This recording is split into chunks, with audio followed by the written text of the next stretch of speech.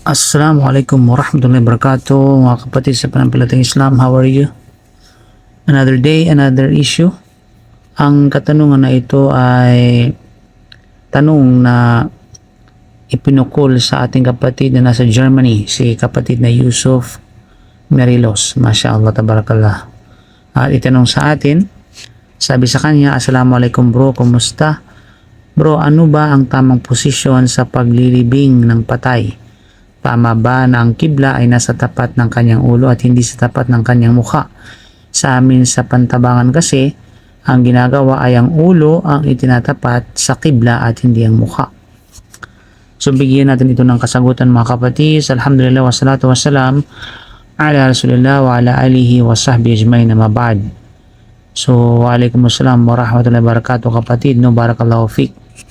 Tungkol sa yung tanong, no, tanong sa iyo ng iyong kapatid, o kung sinong pangalan. So hindi po iyon ang tamang paraan ayon sa sunnah. So ang sunnah sa paglilibing ng isang Muslim ay iharap ang mukha ng yumao sa direksyon ng kibla.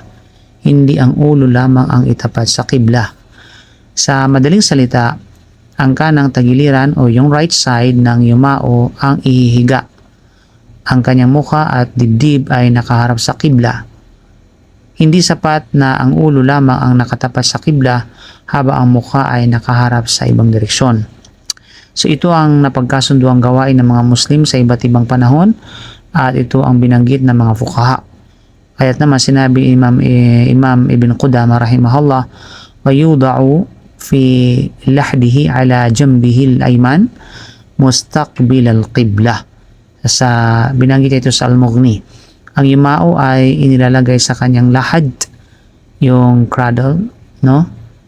Cradle yung tinatawag na graveyard, na nakahiga sa kanyang kanang tagiliran habang nakaharap sa kibla. So ganito rin ang sinabi ng mga scholar mula sa apat na madhab. So halimbawa, kung ang kibla ay nasa kanluran, ang tamang posisyon ay ang yumao ay nakahiga sa kanang tagiliran. Ang mukha ay nakaharap sa kanluran o tinatawag ng kibla, direksyon ng kibla. Since nandun yung direksyon ng kibla sa kanluran, hindi kinakailangan ang ulo mismo ang nasa direksyon ng kibla. Tungkol sa ginagawa sa inyong lugar, kung sa inyong lugar ay ang ulo lamang ang itinatapat sa kibla, ngunit ang mukha ay hindi nakaharap dito, hindi ito ang paraang itinuro ng sunnah.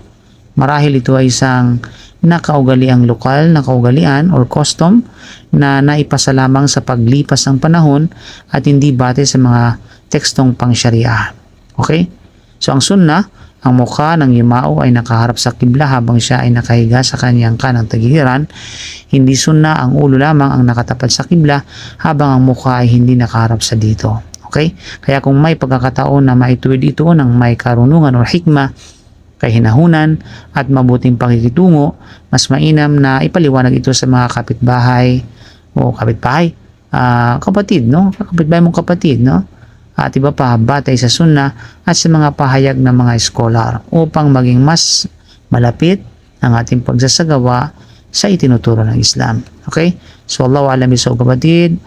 Barakallahu fiik. Subhanaka bihamdika asyhadu an la ilaha illa anta astaghfiruka wa atubu ilaik. Assalamualaikum warahmatullahi wabarakatuh.